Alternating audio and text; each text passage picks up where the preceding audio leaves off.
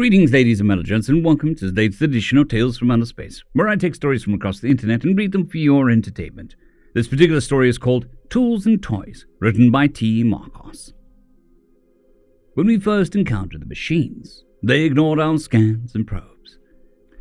We had picked up their odd EM traffic quite a ways out, and found an entire planet covered in patchy construction and vigorous resource extraction efforts. Attempts at communication were met with only silence. The captain ordered us to descend in skiffs, and we debarked to take a closer look at the surface activity. The first place we landed was full of the thunderous roars of great machines ripping into the ground, consuming the rock and ore in great chunks and dropping sorted packets behind them. Smaller, faster drones flitted around to collect the packets and deliver them to yet more behemoths, which trundled off into the distance when full. Bemused and a bit concerned for our safety, we set about finding a population center to attempt communication. We found a small concentration of buildings, but upon landing, it was apparent from their oblivious disregard for us that these were yet more machines. Scans confirmed that they were metallic inside and built quite sturdily. Unlike the extraction site, however, we could not immediately discern their purpose. They seemed to be counterfeits of some organic life form, but one unfamiliar to us. Many of them were covered in gauzy swaths of clothing and shimmering rolls of metallic material, and almost all of them had fibrous substance exuding from parts of their structure. Some were engaged in constructive activity, building structures and indiscernible function or carrying loads between points. Others were ambiguous, twirling in coordinated patterns with other machines wearing identical coverings, emitting rhythmic sounds in concert with their neighbors. One was engaged in a pattern of aerobatic jumps across a thin cable, displaying an impressive degree of coordination and finesse. The lieutenant who was leading our skiff crew was very impressed by the precision and sophistication of the machines after seeing the odd leaps and twirls, and ordered one to be detained for study and shipment back to the engineers at Fleet Central. A capture net was deployed, arcing and sputtering as it wrapped around the machine on the cable. It twisted and recovered itself, but ultimately fell from the wire and landed hard on one of its upper limbs. The limb bent and fractured. A thin clear fluid leaked from the breach, and the creature's head twisted, with halting, jerky motions to look at the damage. Then it moved again, smoothly and without hesitation, to look directly at the private who had deployed the capture net. All around us, the machines stopped their twirling, their noises, their aerobatics and activities, and as one focused on our boarding group. In the silence, panicking breathing was painfully audible as we instinctively clumped together, with our backs to each other. One of the machines who had been building stepped forward with an efficient stride quite different from the organic-seeming gait just prior, and a loud voice issued from a mouth no longer bothering to pretend it needed to move to form sounds. We couldn't understand it, of course, but the short preamble followed by the regular interval of short, barked syllables was unmistakable. We were military. We knew a countdown when we heard one. Not knowing how long we had or what would happen at the end, we beat a hasty retreat to the skiff and advised a recall of all ground teams until the situation could be assessed. Our report escalated, then escalated again. After an interminably long time, orders came from Fleet Central indicating that the autonomous robots represented a crucial source of technology with significant military potential, and that additional ships were being dispatched to assist in sample retrieval. Their apparent sudden hostility aside, Fleet Central felt that a cadre of ground-bound robotics and no organic supervision were unlikely to present a significant threat to an orbital task force. 2 days later, our backup arrived. The 5th Border Security Task Force was 40 ships strong, and had been augmented further by the addition of several vessels from the Corps of Engineers.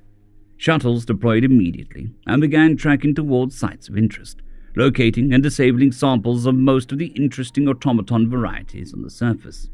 Some of the organic semi-groups reacted with hostility. When the capture groups persisted through their countdowns, the machines would respond with force, attempting to restrain the ground crew and destroy their technology. They did not injure anyone directly, though, and seeing this, the ground forces were emboldened. We captured samples of the resource extraction drones, the transport vehicles, the marvelously articulated acrobats and dancers, sending them back to the engineering vessels, where they were eagerly disassembled, studied, and packaged for transport. I personally was tasked to the village we first encountered, and then another like it some distance away with some odd variances. Notably, when we went to round up the group of dancers, their customary countdown was interrupted by a smaller machine which ran up, flailing its limbs. It was making high, repetitive noises and wearing some manner of mask over its face. As it approached, we hit it with a capture net. It twitched and jittered more than some of the other machines, but eventually fell still.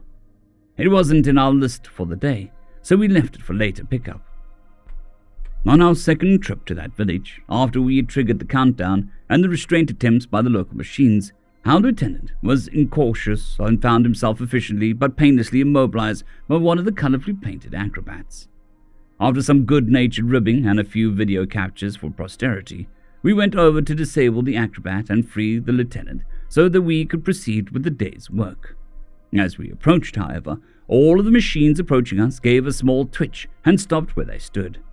The disruption only lasted a moment, and the first machine to resume motion was the acrobat restraining the lieutenant. Straightening and hauling the lieutenant's body off of the ground, its hands fastened on both sides of his head and snapped his neck.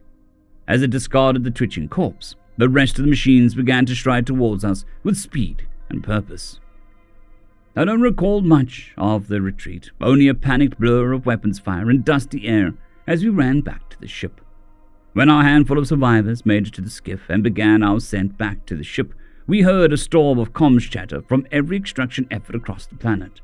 The dancers, the builders, the miners, they all had turned on the ground teams as one. Hundreds had died, but most had escaped back to the ships, and only a few teams were totally lost. We were sitting aboard the ship, waiting for their decision on how to proceed, when the first orbital attacks started.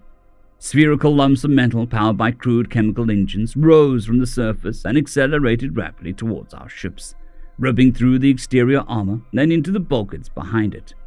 Gouts of atmosphere, shrapnel, and bodies fountained into space as point defense teams scrambled to address the attack.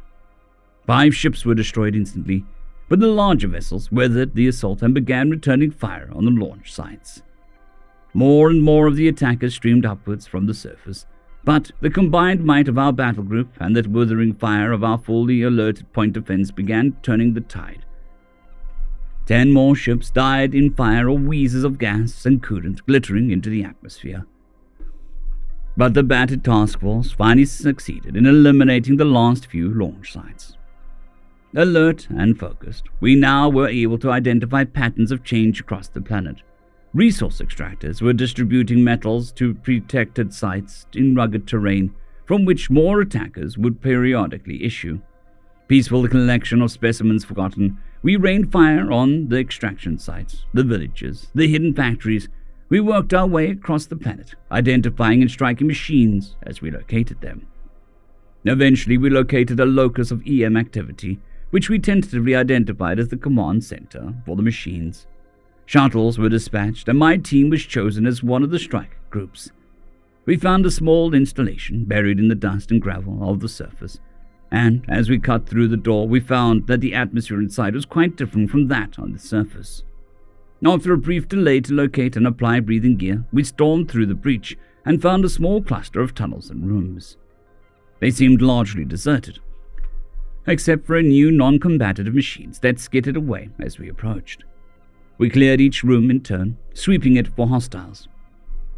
The first was a spacious, dimly lit room with a large soft platform against one wall, swathed in cloth. The second, a bright and brightly colored room with a similar smaller platform. The third and fourth seemed to be storage and preparation areas for various organic foodstuffs, and the fifth was a clutter of displays, lights, and machinery.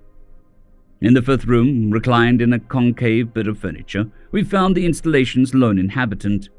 At first, we thought that he was one of the machines, but the scanners on our battle rifles flagged him as organic matter. He was the same general configuration as the village machines, albeit smaller and with papery, wrinkly skin texture. The fibrous growths on his skin were sparse and white, and his skin itself was mottled with darkened spots. His eyes, though, were blue and bright, glittering as he fixed them on us past the sights of our rifles. He began uttering sounds like those of the machines, but was drowned out by the booming voice that spoke from the walls. "So," said the voice in a shockingly intelligible speech, "you've come here at last." The commander of the assault force shouldered his way to the front of the line and addressed the being directly. "You are surrounded and outgunned," he said crisply. "Surrender, and command your compatriots to stand down." The being made a low, wheezing chuffing noise that was not translated, then spoke. "There's nobody else on this planet but me anymore. It was only ever me that you were fighting." The commander's eyes narrowed in mild shock, but he pressed on. "You are the sole operator of this installation. What is its purpose, and what is your mission?" It made the same chuffing noise, louder this time. Laughing, I realized. It was laughing at us. "Installation? Son, this is no installation. This is my planet, and my mission was being retired on it." It straightened up slightly, and the nervous barrels of a dozen rifles struck it. "I'm a merchant and an engineer. I deal in machinery, tools, and toys. I had enough for a barren planet that nobody else wanted. A place where I could build and tinker in peace." His eyes narrowed, but he didn't seem shocked. "A place where I could spend some quiet days with my granddaughter." The commander opened his mouth to respond, perhaps to indicate that he was not the being's son. But the being drew himself up to his full height and continued talking. "Well, that's not going to happen now. I suppose what happens to me next is all up to you." He fixed the commander with a stare. "Let me tell you what will happen to you next. You will meet more like me, more humans, but they will not be merchants. They will not deal in tools and toys. And they will come," he said gleefully, "in their thousands." He held up a small hand device. It was blinking red light on it. Grasping it tightly, as the commander gave the order to fire, he fell, and the room was silent. As we returned from the surface, I found myself glancing down at the planet and thinking of the old being, bleeding out thick and red instead of clear like his creations. One humans, he had named himself, against all of us, and how many of us dead in the balance. We approached the orbiting ships, looking like dust motes hanging in a column of sunlight, when the space behind them rippled, and out crept a dark, predatory shape that outmassed a full-strength task force by an order of magnitude. It slid across the inky black towards the assembled ships, and behind it came just another like it. And another. And another. Panicked chatter erupted over the comms, and the task force clustered into battle formation to unleash salvos of missiles that impacted uselessly against the featureless dark surface of the nearest ship. As the first lances of light traced over the ships, evoking flowers of glittering air and metal, I heard the old man laughing. End of story. I would just like to thank the T5 supporters: Bushmaster 117, Casper Arnholtz, Drexzoon WRE, Elijah Silvercross, Gray, John Carrington, and Severin Cerberus. Thank you very much.